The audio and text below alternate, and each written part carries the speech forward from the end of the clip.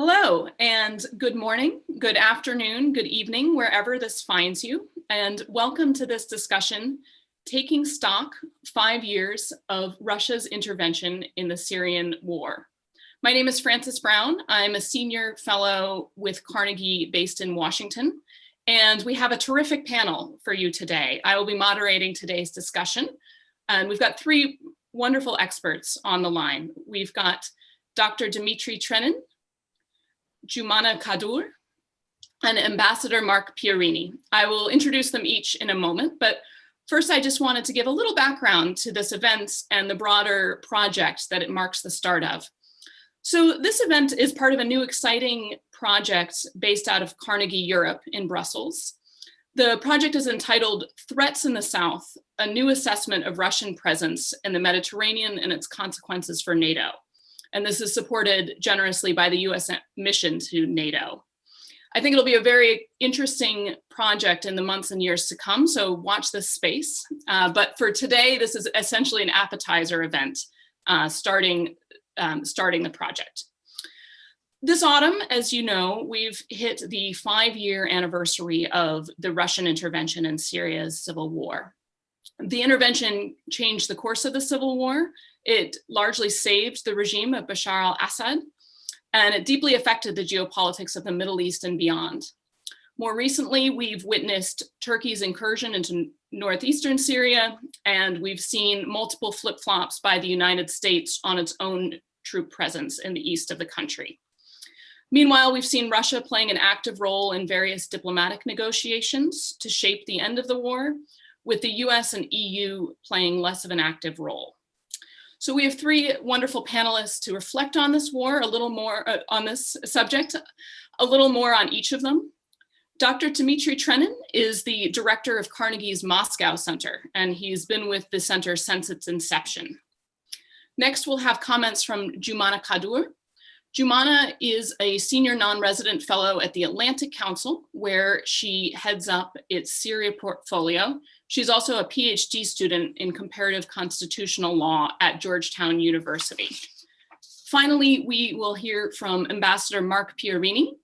Marc is a visiting scholar with Carnegie Europe.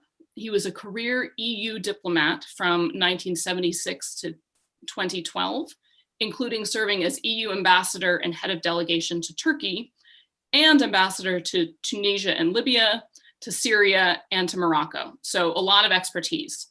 Just a note on the way out from here, we're going to first invite some opening remarks from each of the panelists in succession, and then I'm going to invite questions from all of you.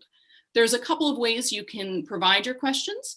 You can use the YouTube chat function and just type your questions there, and they'll be fed to me. Alternatively, you can tweet at Carnegie_Europe, and we will see your questions that way. So looking forward to a lively discussion. So first, let me turn it over to Dmitri for some opening comments. I'd love to hear from you, Dmitri. First, why Russia intervened back in 2015. Was the intervention successful in serving its broader strategic objectives? And any thoughts on where do we go from here? So Dmitri, the floor is yours. Frances, thank you so much for this very generous introduction and for putting me first among so much more distinguished people. Hello, everyone. There is something to celebrate, frankly, if you are a Russian military officer, even a former one, when you look at the record of the 5 years of Russia's intervention in Syria. To answer your three questions very succinctly, I would say this.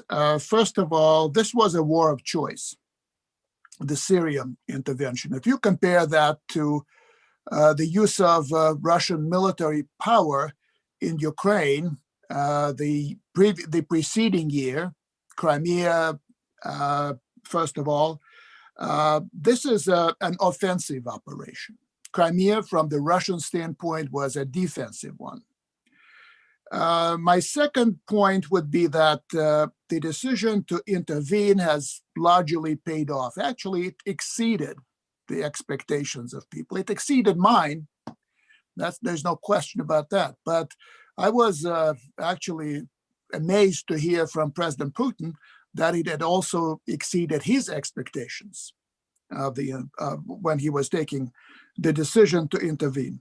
And my third quick answer to your questions would be there's clearly a need for a regional strategy. The need for that strategy is obvious, meaning that I at least don't see such a strategy, at least in a finished form right now. So let me expand on each of these three issues. First of all, why? Why did Russia intervene in 2015? I think that the Russian leadership, political military leadership, was actually very worried about the prospect of Syria turning into the center of the caliphate that the so-called Islamic State was talking about. And they had no illusion that President Bashar al-Assad would be able to hold out for more than just a few weeks. And they also did not think that the opposition that would come to power after Assad's ouster would last long either. So they thought that with Assad, the Syrian state will go under, and in its place, there will be an Islamic State, or the Islamic State as proclaimed by the caliphate. The second thing that brought the Russian military to the Middle East in the 21st century was a reaction, a belated one, but a reaction still to the Western NATO-led intervention in Libya. And you would recall that before announcing his decision about the Russian intervention, Putin, who had come to the United Nations and actually spoke with President Obama just before the announcement of the intervention, he castigated the Western intervention in Libya and its aftermath in the most critical terms. Look, guys, what you have done, what a mess you have created. This is a paraphrase of what he was saying. So he wanted to prevent a U.S.-led support, a U.S.-supported regime change in Syria, and basically sent the message that Syria is not Libya, and it's not going to be another Libya because Russia would step in. The third thing was to kill the jihadis. It was not so much a war to win as a war to kill.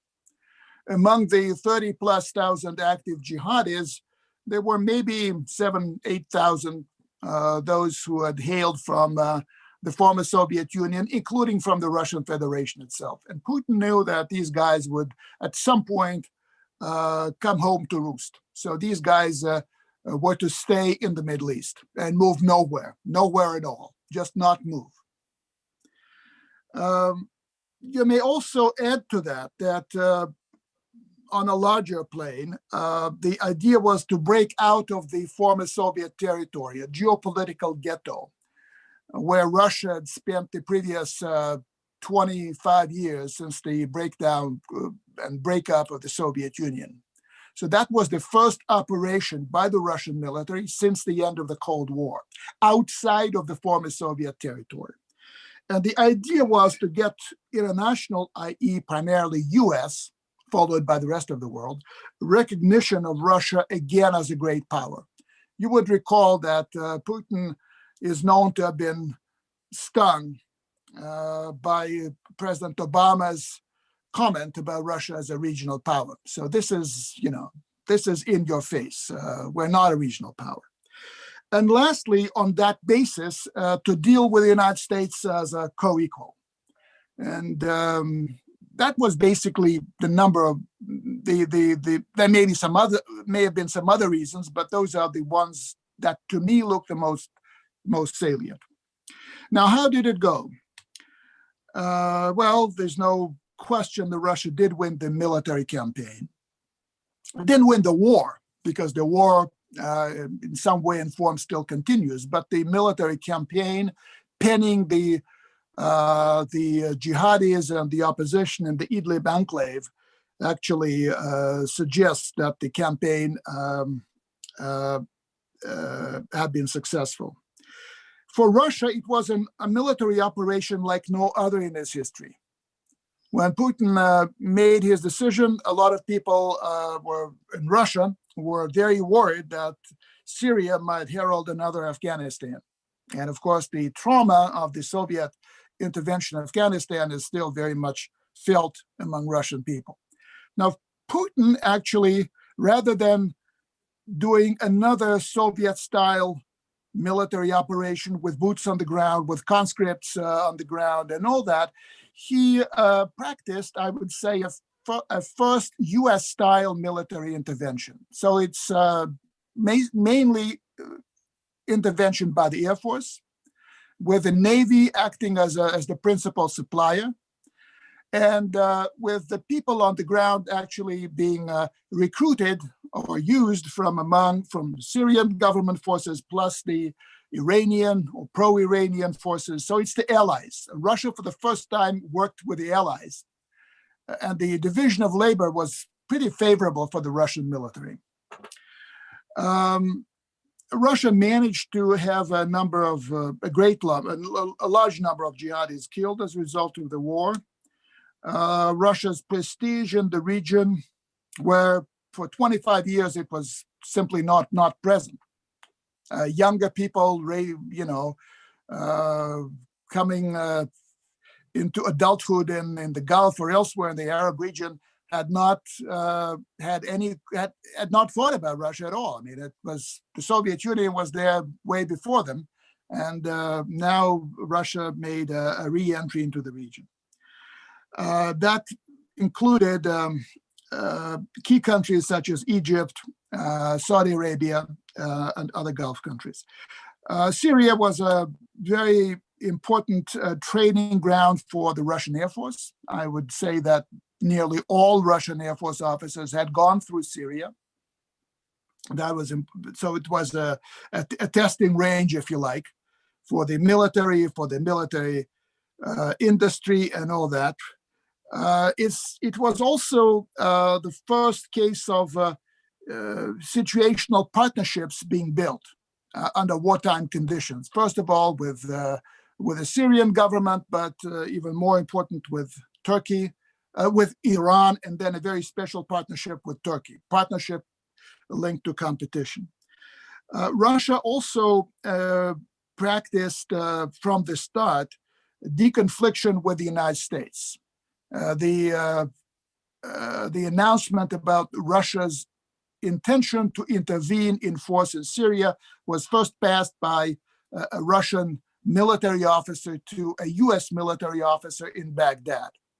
So that was how the deconfliction mechanism was first started, and of course it's been operating smoothly, better than with anyone else, better than with the Syrian allies who managed to down the Russian plane with 20 people, better with the Israelis who created a confusion for the Syrians to hit the Russians, and better than with the Turks.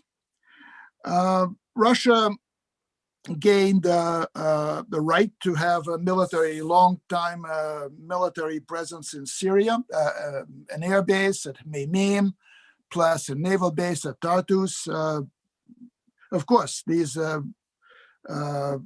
bases will stay in Russian hands as long as the Assad and his people are in power in Damascus, but in principle, those things are for dozens of years, 49 years. That's the term of the lease. And Russia managed to expand its presence in the Middle East to places like Libya and elsewhere. It was a relatively low-cost operation, not really a major issue for Russia, which is cash-strapped in many ways. Its high effectiveness and its operation and the losses have been tolerable. So we're talking about 100+ people whom Russia lost, and all of them were professional military officers, not conscripts. There were failures. One signal failure was the failure of cooperation with the United States. The original idea of Putin was to enter into Syria and then engage with the United States in the post-conflict settlement in Syria and do, if you like, a Dayton-style agreement with the United States on Syria. So Dayton-style, but the Dayton à deux, if you like. That, of course, failed. Despite the dozens of meetings that Minister Lavrov had with Secretary Kerry. And of course, no post-conflict reconciliation has been possible in Syria through the unwillingness, of course, of the West to engage in post-conflict reconciliation as long as Assad remains in power in Syria. And very lastly, where next? As I indicated up front, there is a problem with strategy. So what exactly does Russia seek to achieve there? And I think there's still a mystery. It's more of a, using opportunities, promoting Russian interests, but no grand design, no clear idea. That's at least as I understand. What to do in Syria, what to do in Libya. It's not even clear to me what is the actual purpose of the most recent agreement on a Russian naval facility at Port Sudan on the Red Sea. You can imagine quite a few uses for that presence, but how this is interwoven into the larger strategy it's not very clear. And lastly, I think that in this part of the world, Russia is not so much, when Russia entered, it was mainly thought that the principal opposite number and potential partner would be the United States. It turned out that the principal partner and opposite number is Turkey. So for Russia, the most important thing now is to develop a carefully thought through strategy of its relations with Turkey, where the Middle East is only part of the picture. And just a few weeks ago, Russia and Turkey managed to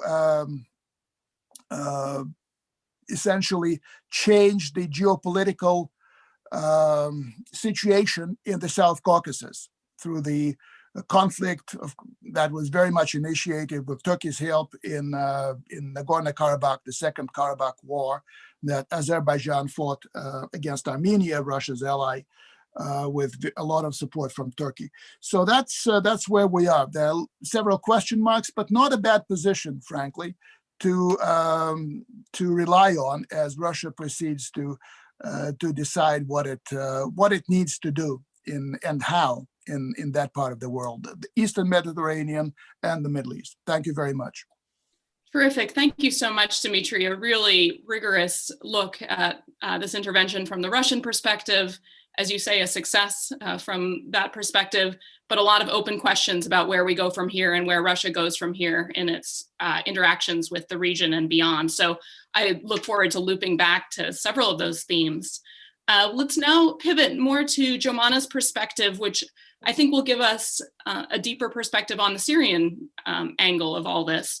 I'm mindful that as we approach the 5-year anniversary of the Russian intervention, we're also approaching the 10-year anniversary in a few months of the Syrian conflict in general. And I think we should always remain mindful of the human catastrophe that is represented for the Syrian people and beyond. So with that sobering comment in mind, Jomana, I'd love to hear your thoughts on all this, both how the Russian intervention affected the facts on the ground in Syria, and a little more about where we go from here, looking forward to 2021 and Syria's own presidential elections upcoming. So Jomana, over to you. Thank you, Francis. I appreciate that, and thank you to Dmitri, and I look forward to Marc's comments after me. Like you said, I was asked to give a little bit on the Syrian perspective. Obviously, I'm Syrian American myself, but I have the opportunity, obviously, having worked with folks on the ground and with a variety of different actors for the past 10 years, to trying to understand and sort of unpack how the Syrians have viewed, Russia's involvement in the conflict. And I think, I obviously agree with much of what Dmitri said, but I'll just probably tease out some of the details that he, touched on briefly. And so, let me just go back just to state from the outset that, the Syrian-Russian relationship, as we know, goes, dates back much further than 2011.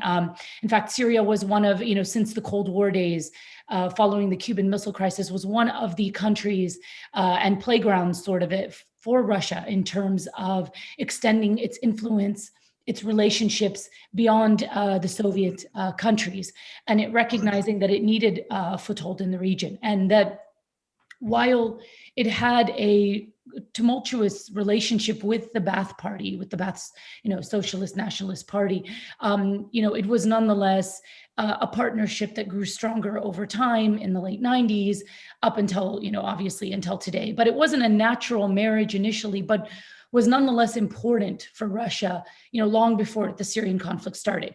Now, once the Syrian conflict started, there were a series of Geneva rounds, right? And that had stalled. They weren't really moving forward prior to the Russian intervention, but the Syrian government wasn't ever really willing to negotiate before. So it was, mostly, the onus was on the Syrian regime that never actually was allowing those negotiations to move forward. Now, although Russian physical presence, as we stated, began in 2015, Russia and China, as Security Council members, consistently vetoed, countless resolutions before that, any attempt to end the conflict in a way that would have been favorable to anyone but the regime. So they were there, they were active, they just were not obviously involved militarily. And then we obviously have in 2013, the chemical weapons issue, when Russia stepped in as, the Syrian government's lawyer, for lack of a better word, and negotiated, or so-called negotiated, disarmament, chemical weapons disarmament, which we realized later never actually happened because there were weapons that made their way into the hands of HTS, into ISIS, and obviously remained with the regime that it has used hundreds of times since 2013. So then September 2015 intervention begins. You have in late November, 2015, the downing of the Russian plane by the Turks. Now, I think this was a decisive moment for many Syrians because it did change the nature of the Turkish-Russian relationship in a way that I think became definitive, and it defined a lot of what came after. Initially, it caused a major schism between both. You even had Russia allow the PYD to open an office, while it had not done so before. And as Russia began to, at this time, obviously, we saw the creation of the SDF, the anti-ISIS coalition, developed. The morale began to shift in favor of the Syrian regime in early 2016. And then we saw a mending of the relationship between the Turks and the Russians by mid-2016. Now, it can be, you can argue that at this point, it's the focus of the Turkish government did begin to go from, purely anti-Assad positioning to their concerns with the creation of a Kurdish state. And, we saw since then a series of, initially secret meetings, but then publicized, meetings between Turkey and different Syrian government officials. Ali Mamlouk was one of them. You saw some of those meetings take place. We then saw Operation Euphrates Shield happen, which Russia did not halt. And months later, by the end of 2016, at the end of President Obama's term, we saw the really tragic fall of Aleppo, which obviously Russia welcomed. By January 2017, and I think this was one of the most important Russian initiatives, Astana was launched as a parallel process to Geneva, and a framework that obviously was meant to address military questions, which I think from the Russian perspective has been the primary issue, right? That I think from what we've seen is that the Russians, you can say a lot of things and do a lot of things. Imagine a lot of things happening in Syria, but what really has mattered to Russians is what is happening on the ground and how they can shape the events on the ground. And so I think for this reason, Astana was probably the most pivotal agreement that was ever agreed to in the Syrian context. You have the de-escalation zones that were created, and then the Syrian regime was allowed to come in and basically clean up those areas, Ghouta, Hama, Dar'a, and now you have Idlib, which of course its fate has yet to be decided. As you can see, from this, that the Russian involvement and its negotiations and bringing in firmly the Iranians and the Turks to the table to agree on the military aspect of the conflict has we've seen obviously that the conditions on the ground have changed in favor of the regime. We have seen, that areas reconciled, so-called reconciled. We've obviously seen a backtracking on that in many ways in Dar'a, in the south of Syria, as well as in other parts of Syria, where rebels have surrendered, have agreed to these reconciliation agreements, have initially been left alone, and then very shortly thereafter, the regime has come in, sometimes on bogus charges to take in a lot of these former rebels. And then we've seen the rest that have, non-reconcilable rebels moved over to Idlib. We then had the Sochi Congress that came after this, which basically the Russians handed to de Mistura at the time, the former UN envoy, the Constitutional Committee, as sort of the UN's initiative. And that brings us to where we are today. Actually, today marks the fourth meetup in Geneva for the Constitutional Committee. We are basically left with only constitutional reform, but even that is not a process necessarily. It's not being perceived as a political negotiations process, but much more is being treated as a dialogue, right, between the regime and the opposition, issues of citizenship and what is a Syrian and things about symbols, etc. But I think you're seeing a shape and a change in even how those conversations in Geneva are happening, so that it's not really requiring the regime or its allies to give up anything tangible. And so the teeth of those negotiations is slowly being removed. I should note that, next year's elections in 2021, they are not pivotal in any way. In fact, I don't think they should be, treated. I think they should be treated as a non-event. No one expects those to have really any influence on the future of Syria or what's to come in Syria. I don't think that's where any of the real decision-making is perceived to take place. That's largely the Syrian perspective. Now, I just a couple of things in terms of what Russia has gained from this, from its involvement in Syria. And I echo much of what Dmitri has said. I agree with it. I'd like to expand on it. A few things. So I think that, yes, that US absence might have been an initial motivator in some way for Russia to get more involved, but it's certainly not, like I said, it's not the main reason. Russia's presence in Syria is an essential part, I think, of Russia's defense strategy. It's never been just about trade or oil deals or securing any of those things for Russia. It really stems back from Russia's desire to have influence beyond the Soviet, the former Soviet states, and to really have that foothold in a country that it has maintained critical relationships for the past several decades.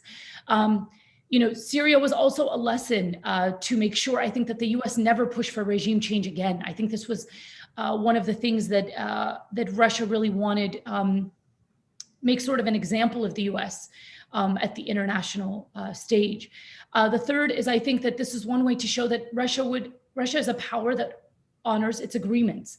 It was, and I think this is important for Russia as it moves forward to possibly make new alliances. And that when they make agreements, that they will stand by them. And I think, for example, even in the Syrian the conflict itself, Russia has pledged its, commitment to helping fight terrorism and on issues of defense. Its agreement with the Syrians doesn't necessarily include other issues. They've made it clear, I think, to the Assad regime that if the Assad regime wants its help on a variety of other portfolios, it can ask for it, but that will also require a different, that will come at a different cost. But in terms of defense and fighting terrorism, Russia was committed from the start, and it will see this through. And finally, I think, Russia is doing this in part to create, a multipolar international space where the US is not the only hegemon. And I think we see that by Russia fostering relationships with medium superpower international actors like Iran, like China, like Turkey, like Brazil. I think we're finding that Russia feels very comfortable collaborating with those types of powers, not necessarily on every portfolio. I don't think Russia and Turkey can see eye to eye on every portfolio, nor can Russia and Iran. But I do definitely think that they have enough in common on certain portfolios to work together on those limited spaces. Now, finally, in terms of moving forward, I really don't expect the Russians to do anything differently. For example, even under a new, U.S. administration, unless the United States is also going to act differently. I think we're kind of in a bit of a stalemate in some ways because, the three primary actors on the ground, Turkey, Russia, and the United States, both have assets, all three have assets in Syria, and none of them are willing to let go of any of those assets. Those assets are also imperfect, but there's not, it's sort of a stalemate about who's going to pull out first, or if anyone's willing to invest more.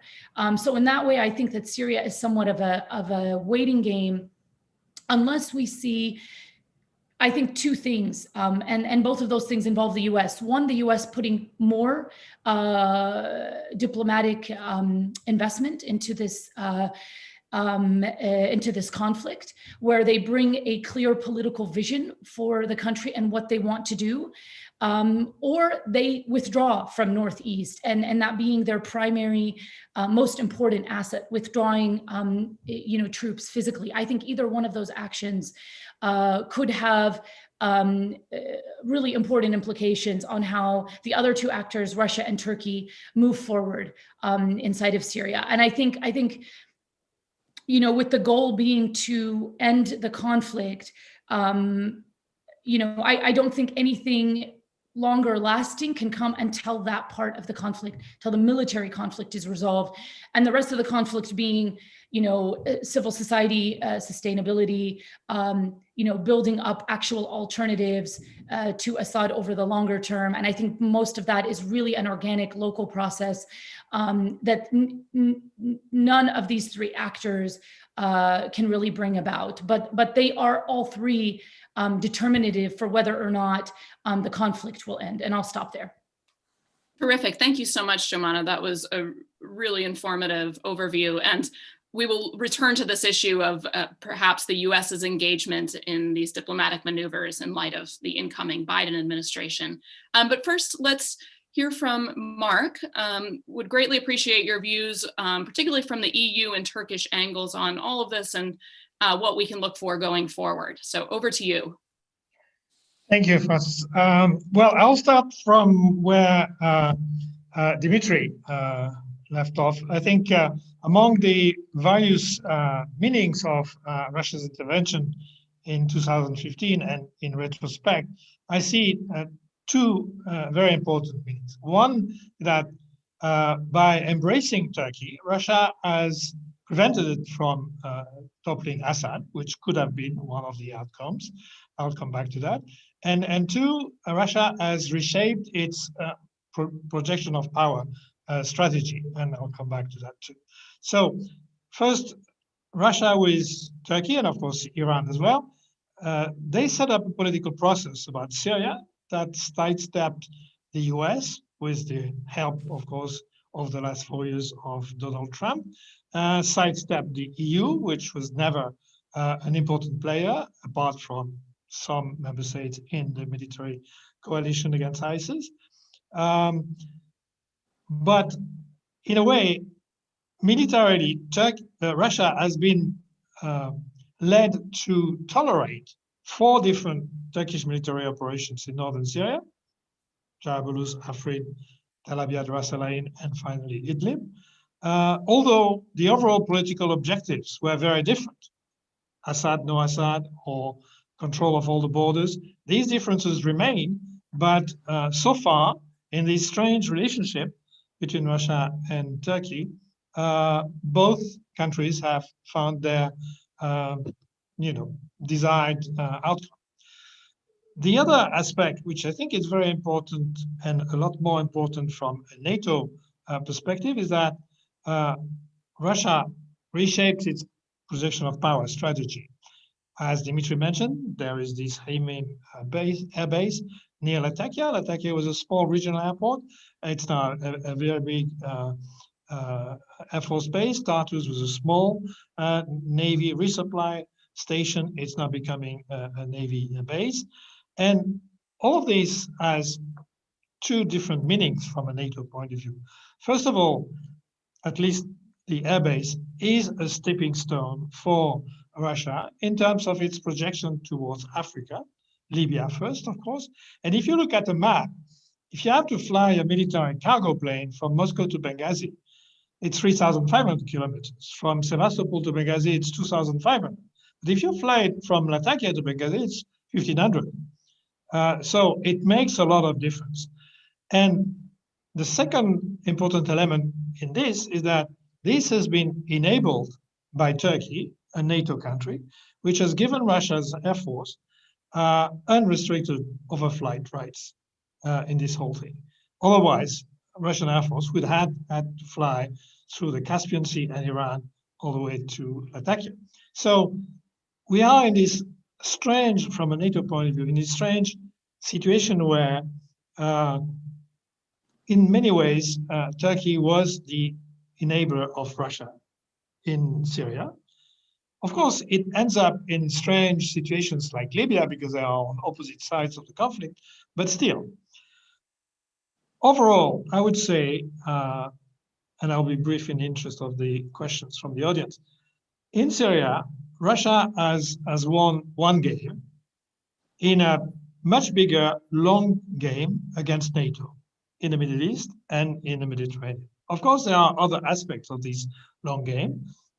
S-400 missile deployment in Turkey, Russian deployment in eastern Libya, and possibly control of the energy resources there, Azerbaijan. But all along, once again, Turkey, by playing with and against Russia in different ways, has been a facilitator. And this is, of course, what we have today in the European Union, but also in NATO, a very big debate on, Turkey, whose side are you on? And that is, of course, going to take a lot more importance for two reasons. One, because Turkey has, in the Mediterranean, challenged EU member states on energy and maritime boundaries, as you know. And two, of course, because we have a new US administration coming up. A very general comment to finish with is that the overall Russian foreign policy strategy, and I'm almost quoting from Dmitri's recent book, has been to acquire a higher status in among world powers. And of course, Syria has helped in that particular objective, but in a way at a slightly smaller level, or substantially smaller level, maybe, Turkey is mimicking Russia in trying to acquire a higher status in its own regional politics. And you see that in the South Caucasus, you see that in Syria, and you see that in Libya, and of course in the Eastern Mediterranean. So there's a sort of convenient alliance between Russia and Turkey, which is not a political alliance, it's not structured like a political alliance. There are many divergences between the two, but one way or the other, so far, they have managed to act together most of the time. Thank you. Terrific. Thank you so much, Marc. That was a fabulous overview, particularly from the Turkish and EU angles. I'm now going to open it up for questions. We've already received a couple. Just a reminder, if you would like to submit a question, you can either submit it on the chat function on YouTube or on Twitter at Carnegie_Europe. So the first question I want to ask is, it follows on for something Dmitri mentioned, which is that the EU and the United States have been largely absent from recent diplomatic efforts to halt the war or shape the post-war. I would also note that the Secretary of State nominee for the United States, Antony Blinken, has been interviewed and mentioned that he viewed a Biden administration as likely to get much more actively involved in diplomatic efforts compared to the Trump administration. So I think this is a timely topic to touch upon. I'd like to ask any of you who would like to comment, if you were making recommendations for the incoming US administration or EU policymakers on diplomatic engagements going forward, what would you say? What are your recommendations? Marc, go ahead. Yeah, a very short comment. First of all, as a former 35 years diplomat in the EU, I have to admit that the EU has been diplomatically important on the Syrian crisis.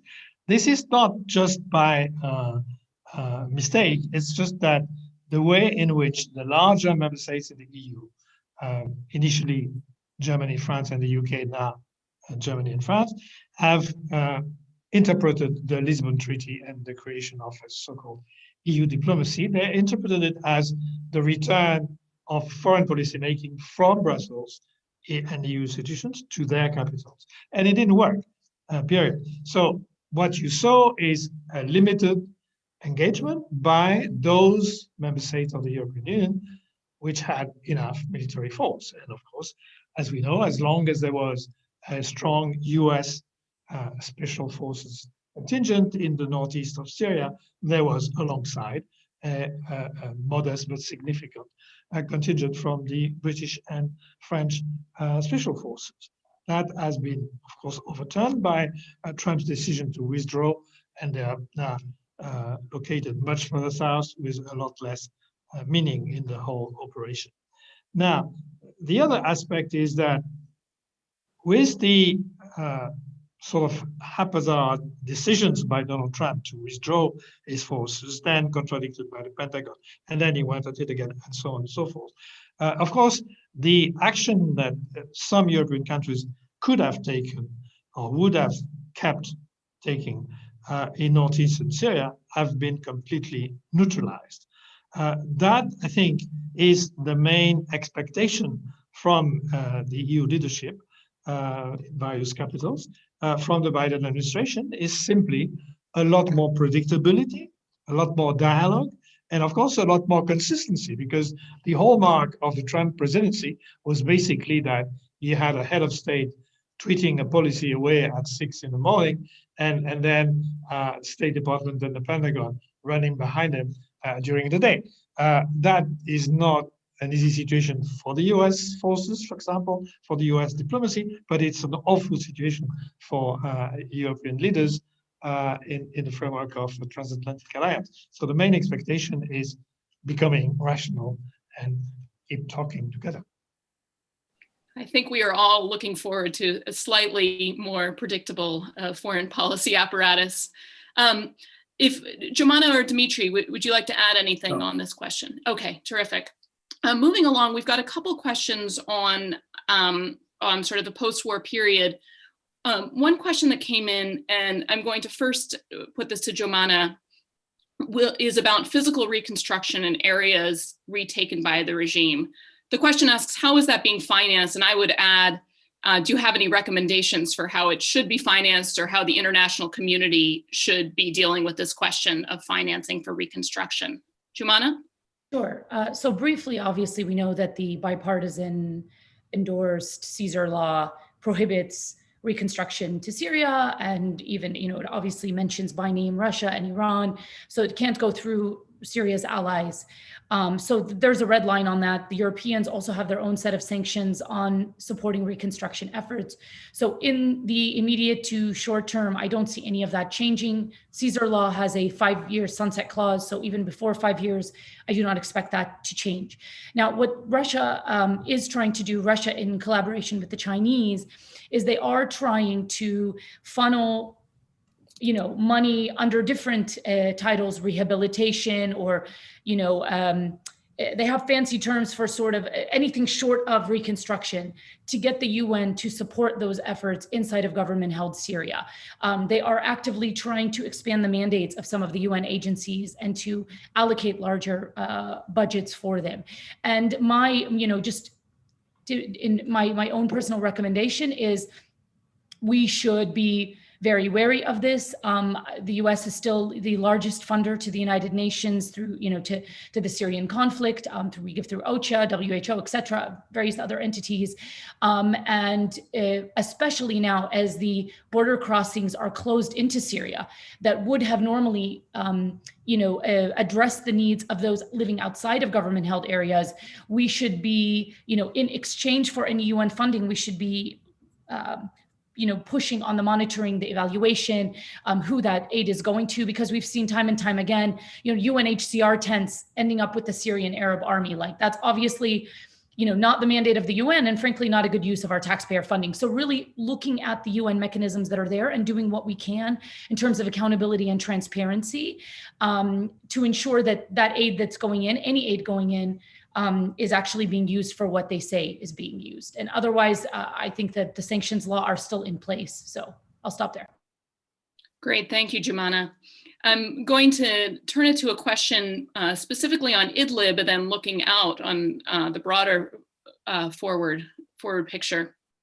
First, for Dmitri, what is the end state in Idlib from Moscow's perspective? For any of you, how is that end state going to be achieved without triggering a new refugee wave, which is Turkey's red line?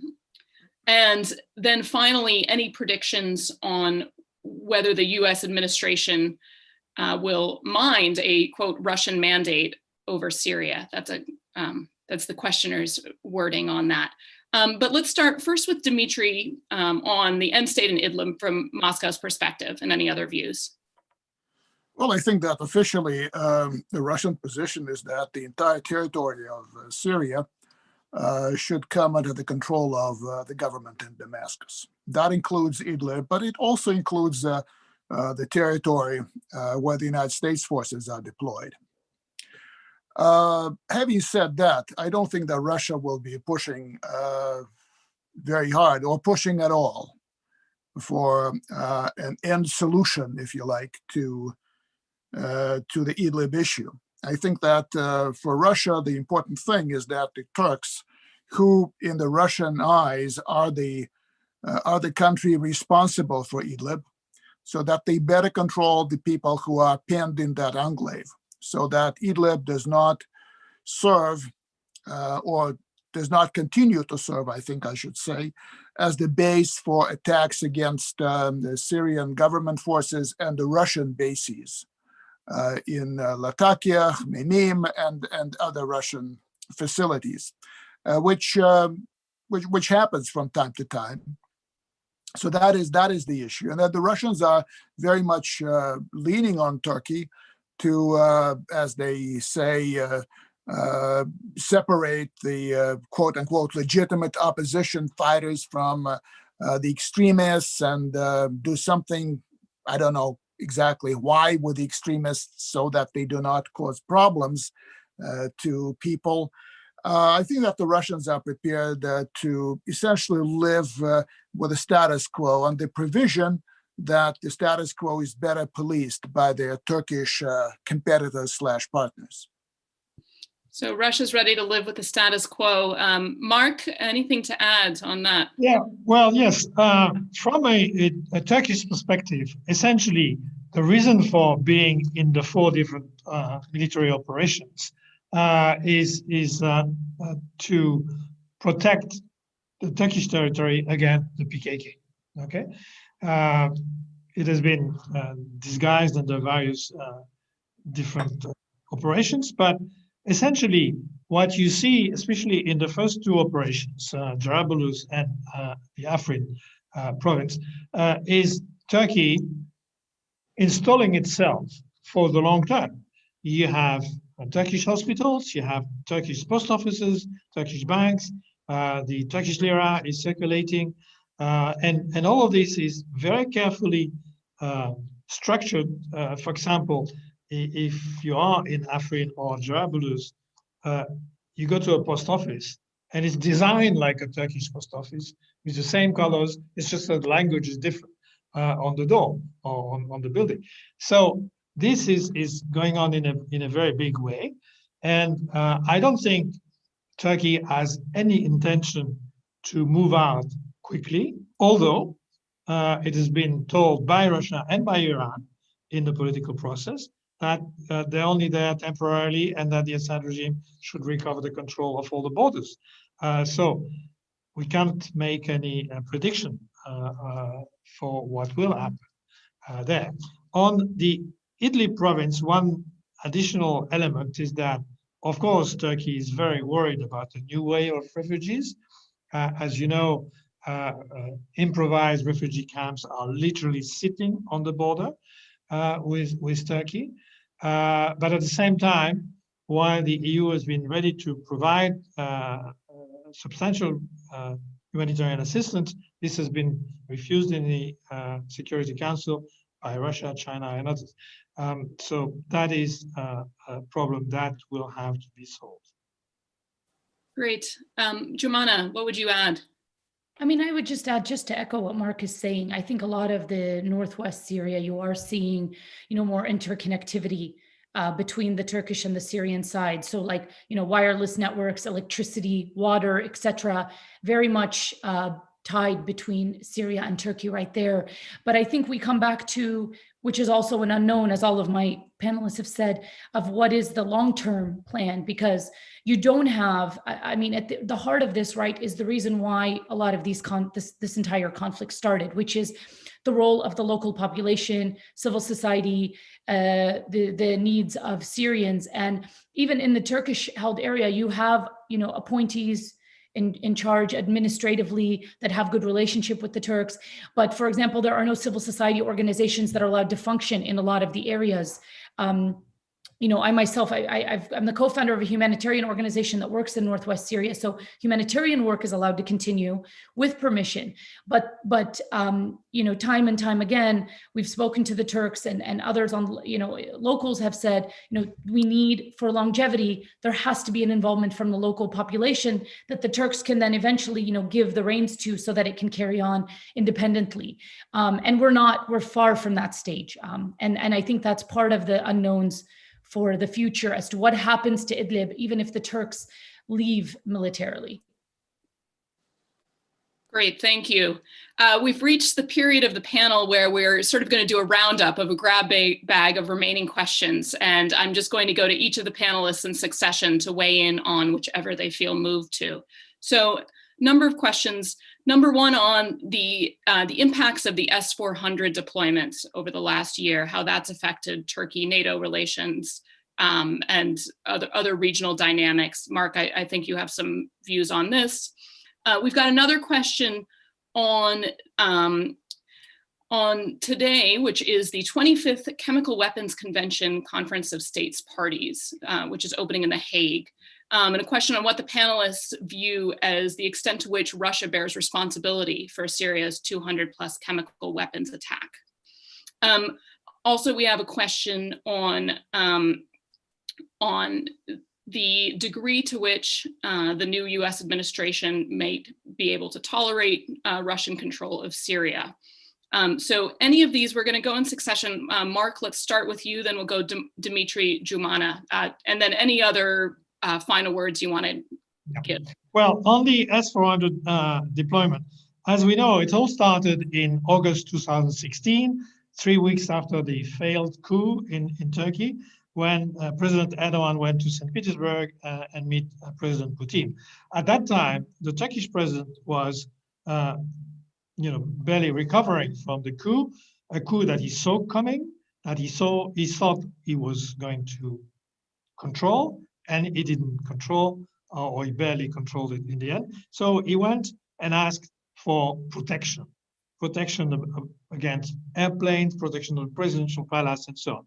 And he ended up entertaining a discussion for several years and finally purchased and deployment of long-range strategic missiles, which has little to do with protecting a palace or building here or there. It is a major political achievement by Russia. It is at the heart of the air force of an important NATO ally. So politically, even though the probability of using the missiles is relatively low, but politically it's a major achievement. It upsets the NATO missile defense architecture.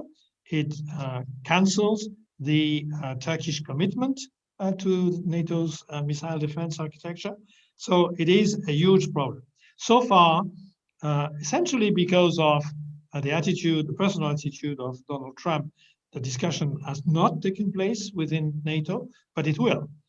Where it will end, we don't know. The only real consequence so far has been the exclusion of Turkey from the F-35 stealth aircraft program, both in terms of purchases and in terms of industrial involvement. Further than that, there's a whole array of US sanctions, but that will have to wait until the end of January, of course, to know what's happening. We will stay tuned. Thank you. Dmitri, final words. Well, with regard to the Chemical Weapons Convention and the Organization for the Prevention of Chemical Weapons, I think in the Russian eyes, this has turned itself into an instrument of Western policies, and Russia has condemned each and every condemnation, or each and every accusation, rather, of Russia's complicity in the use of chemical weapons. So I don't think that there's anything to expect from that other than a lot of hot air.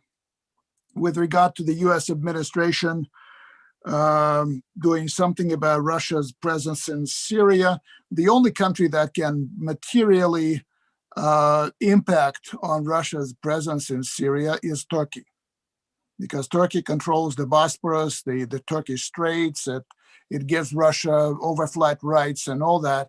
So if Turkey decides to reverse itself on Syria, then I think there will be problems for Russia, but there will also be problems for Turkey. And frankly, I don't think that Turkey will go down that path. With regard to the S-400s in